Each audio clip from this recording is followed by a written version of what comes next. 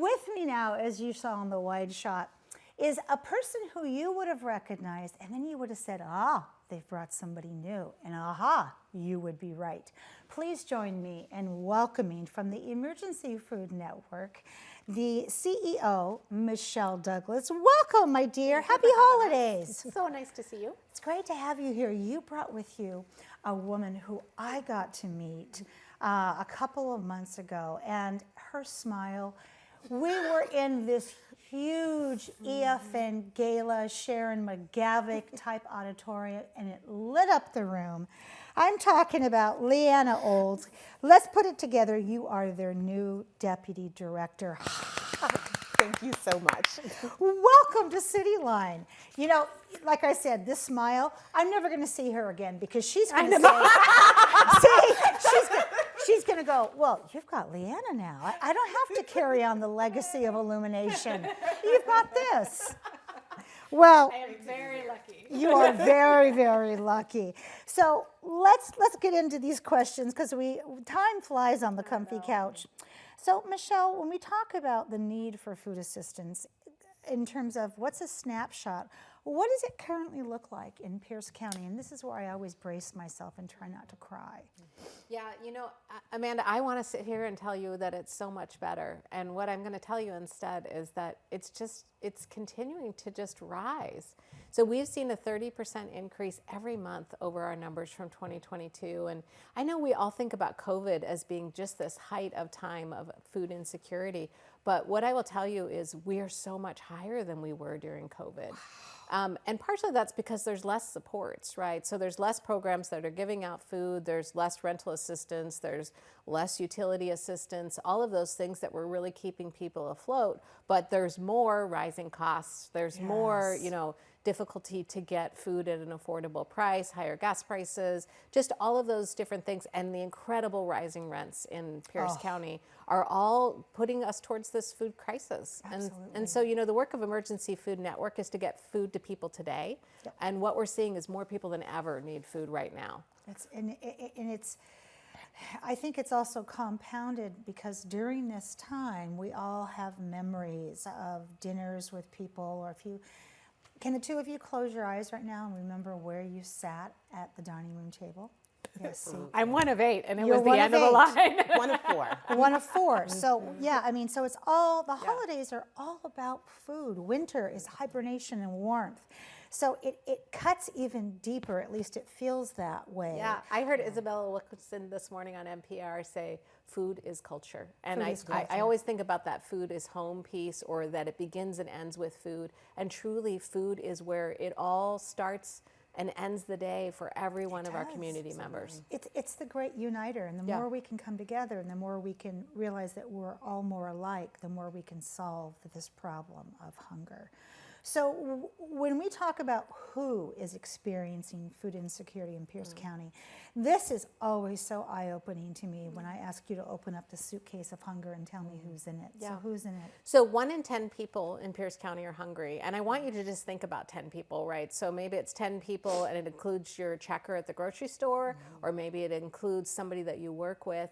Because I think it's important to know hunger isn't someone else. No. It's someone we know. It's 1 in 6 kids. 70,000 school kids in Pierce County are on free and reduced lunch. Those are all kids that don't know where their food's coming from this break. It's a highly disproportionate amount of people of color. It's seniors and children. Yes. And it's often the family you don't expect. So it's the family that has, you know, 2 jobs or 3 jobs amongst them. They're just not quite making it, right? And they're at the food bank now. They're part of the 2 million visits that we saw in 2022. And we're expecting close to 2.5 in 2023. Right. So it's pretty staggering. Those 75 food pantry partners that we work with are telling us every day they've never seen numbers like this. Yeah. That's just, I mean, and in our society now, that phrase, I've never seen something like this, is falling off of our lips. All over the world. All over the world now, that we are looking at what we're experiencing here and looking in a bigger picture and going, and they haven't eaten for days. There's no water right now. I mean, it's difficult. And then I think about children in schools, Leanna, and I think about books, videos that show the Christmas time with the candy and the big dinners. And I think about these little children that are looking around for the first time thinking, what does this look like and where is that? So what is it like to have food insecurity during the holidays? Well, I mean, hunger is such a hidden pain, and that's the thing that we really don't talk about that often. For a child, I mean, Michelle was just mentioning the 70,000 in Hughes County alone who deal with free and reduced lunch, but they also have to deal with the pressure that their family has to endure of not being quite able to make it. So at Christmas, all of our traditions really are rooted in this time around the table, which is such a beautiful thing. But when you have to weigh food and rent, food and utilities, food and gas, kids feel that. They know what their parents and families are going through, and they have to live that stress and pressure too. So we have, I mean, so many of our partners offer lunches and break bags and food over the holidays. We offer break bags that we do every time before like a Christmas break, summer break. We just actually on Saturday had hundreds of volunteers stuffing break bags to get ready for the holiday. 6,000 a year. I love that. And which kids can take, but it's going to be a continual problem through the holiday. So we can help them get through this season, but we also need to talk about how do we get them through the next season and the next season and the next season. Just because we have done this before doesn't mean we like to repeat it. So let's not confuse repetition with a good system, because that is not the case. So Michelle, you just mentioned 6,000 break bags stuffed. How can people get involved in EFN this time of year? Because I was just thinking, gosh, I should have brought my company into EFN and we should have stuffed bags, because that is just such a warm feeling to be a part of the solution. So what else do we have in terms of if we still want to get in there and volunteer? Absolutely. So, you know, Amanda, one of the things I say that action is the antidote to despair, right? And so I have endless opportunities to put off that despair. At EFM, we often say maybe we're an opportunity for you to donate time, talent, or treasure. And so if what you're looking to donate is time, we have repack opportunities. So you can come in and we buy food in bulk and we pack it down into family-sized bags. And then we also have this other great volunteer opportunity, which is we need 45 drivers a week to help us get our home delivery program out there. So that goes out to 250 families every week. And, you know, the thing about that program is it's not just food. It's also the knowledge for the most vulnerable in our community that they're not forgotten. And so we have those kinds of opportunities. We do our break bags. There's just so many ways to engage with EFN, and I would really direct people to our website. We have hundreds of food and fun drives going on right now. Just so many chances to engage with us. I love that. So we see around some of the big box stores, and we hear it, there are food drives going on. And when we think about the kind of items that we want to bring for a food drive, would you refresh our memory? Absolutely. I like to think of it as what's the kind of food I'd want to feed my own family. Thank you. So we like nutritious food, paying attention to the cans, making sure you're offering low sodium, we're offering protein, we're offering low sugar and things that aren't in heavy syrups. Peanut butter is always desired. And we love peanut butter. As much as I love to give my nieces cookies and cake and ramen noodles, I know that they need peas and beans. And so that's the way I think people should think about it. Not just cleaning out the cabinet to make sure that we're getting out of stuff that's expired, but the things that I want to feed the people that I love the most. I love that. And so conversely, you've just answered the next question of what should we avoid? You've just said it right there. So in these last 2 minutes here, Michelle, I want to hear about what new things are happening at EFN in 2024. Well, I think the biggest new thing for us, Amanda, is that we're building a warehouse.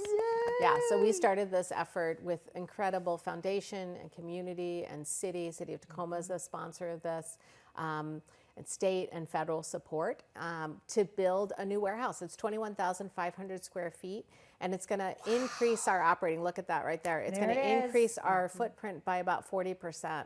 What we really saw in the pandemic is we were out of room in about 4 weeks. And so Emergency Food Network is food today to 75 different food pantries, but we're also the response in a crisis. And so we have the largest stores of food available. And what we really recognized is we weren't prepared. We're currently storing our food in 3 different locations. This is on our main campus, this new building.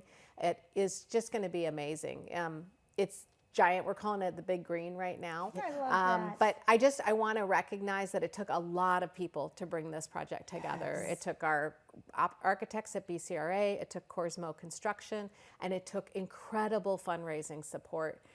That's the story of EFN in our 41 years, is we never have to do this alone. We do this in partnership, from the smallest donor all the way up to the largest foundation, or the largest state or federal grant, or the commodities program from the federal government. All of those things are the partnership that bring food to people's tables today.